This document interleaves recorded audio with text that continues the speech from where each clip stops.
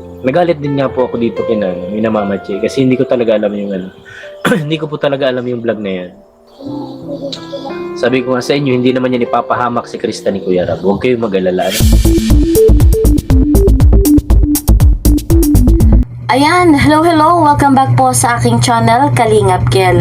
So, masaya tayo dahil may vlog na nga po kay Krista. Ayan, sa hindi pa po nakakapanood, panoorin nyo po, masayang masaya po tayo dahil may vlog. Subalit, may ilang nalungkot, mayroon din pong ilan na nadismaya. At ito nga pong si Kalingap Tatay Junel ay nagalit. At nagbigay ng kanyang pahayag.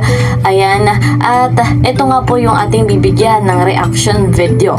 Pero nananatili po, inuunahan ko na po kayo, huwag niyo pong ibabash si Tatay Junel. Inuunahan ko na po kayo na ayon po kay Tatay Junel, malaki po ang tiwala niya kay Kalingap Rab. Solid Kalingap po si Tatay Junel. So sa pagkakataong ito, bago pa nga po tayo magpatuloy, good morning, good evening po sa inyong lahat.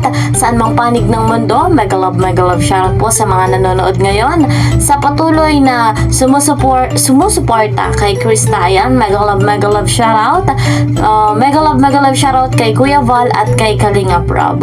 At kung bago po kayo sa aking channel, lagi kong hiling pindutin niyo po yung notification bell and subscribe na rin po kayo sa hindi pa po nakakapag-subscribe. So eto na, kita niyo naman sa ating thumbnail yung ating topic, kung saan ay nagbabase po tayo sa live ni Tatay Junel, kung saan nga po ay nagalit at para pong dismayado dahil nga po sa nangyari sa vlog.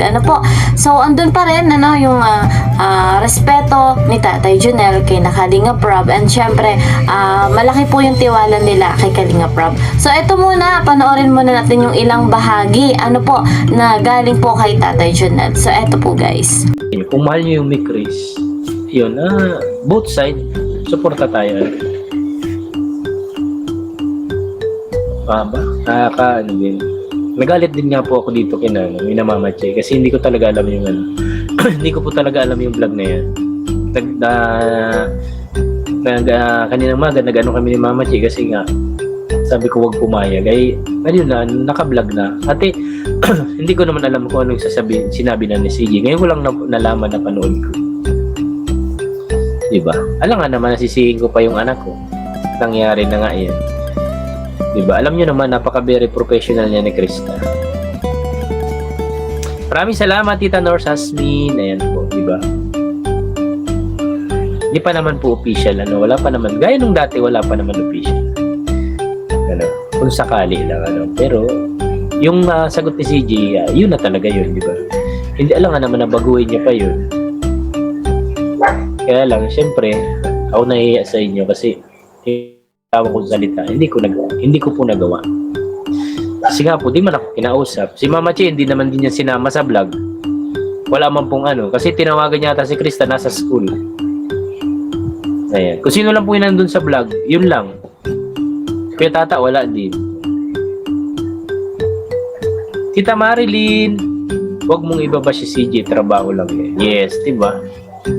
Sir Mario Cruz, good evening and God bless. Ayan. Maraming salamat po sa 158 and 66 thumbs up. Pa-double tap tayo guys. Sir Oli, maraming salamat. Ayan. Naintindihan ko yung Tita Amalia, Kaya lang, syempre, damdamin nila yan. Wala tayong magagawa dyan, Sabi ni Ate Chucha, nabasa na namin Tata Junel. Ayaw lang namin patulan kasi mahaba ang support pa rin. Ayan. Maraming salamat, Tita Chucha.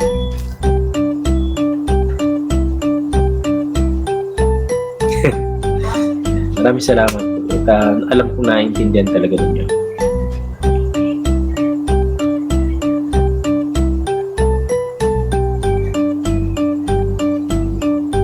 Yes po, sana. Sana po Yun din yung ko kay Mama Che kanina. Sabi ko, syempre, respeto pa rin yung magulang sana. Kaya lang, syempre, Kuya Rab yun At magkakausap din naman kami niya ni Kuya Rab. Hindi naman kami niya. At palagi naman kami minsan nagkikita niya sa mga event. Siyempre, kasama man ako ni Kuya Balaya. Alam ko naman na may rason si Kuya Rab, di ba? Sabi ko nga sa inyo, hindi naman yan ipapahamak si Krista ni Kuya Rab. Huwag kayong mag-alala, no? Diyos ko po, Lord. Tess Santos, silent viewers lang ako. Ask you ba't di po nila pinaalam sa'yo? Yes nga po, wala talaga. Kasi po ganito daw ang rason, kaya sa akin di pinaalam. Kasi daw baka mauna na naman ako sa live ko. So, di ba? Mauna na naman ako sa live ko na alam nyo naman ako, pagdating sa inyo, hindi ako nagsisinungaling, alam nyo naman yan. Baka mauna naman ako, mabanggit ko na naman ganito, ganyan, may vlog. O di, syempre, di natatangkilikin ni yung kay Kuya Rab na ni Krista, di ba? Kaya, ayun, siguro, kaya yun ang dahilan, hindi na ako sinama, or si Tata, hindi na rin sinama. Ano man pong mangyari, patuloy pa rin kami susuporta sa iyo. Ay, maraming salamat, Tita Lerma. Kaya po, nakita nyo naman, nag-usap man sila as a kaibigan po, ano. Huwag nyo nang bigyan ng mali siya yun na yun. At nakita ko din yun, napanood ko din yun. At tamang kwentuhan na sila. Sa totoo lang po, ano, wala naman sa kanilang ano talaga. Ako na mismo na tatay nagsasabi. Ano. Yeah, di ba?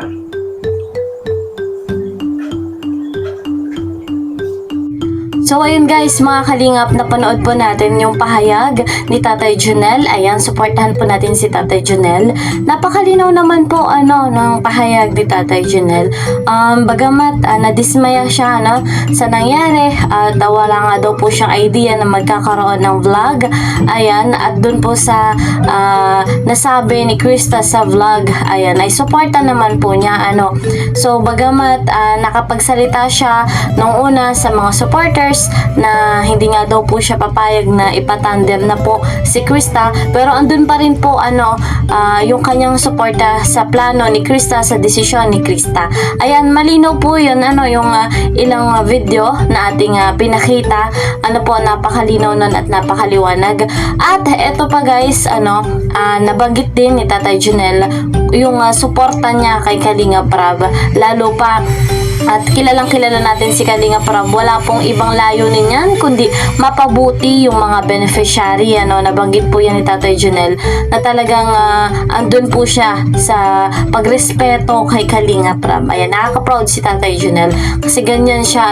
Kung sa iba po yan ay iba na yung gagawin, pero si Tatay Junel nakaka-proud kasi ganyan po siya, very straight, din po siya magsalita, and then andun pa rin yung kanyang pagtitiwala at pagsuporta sa desisyon.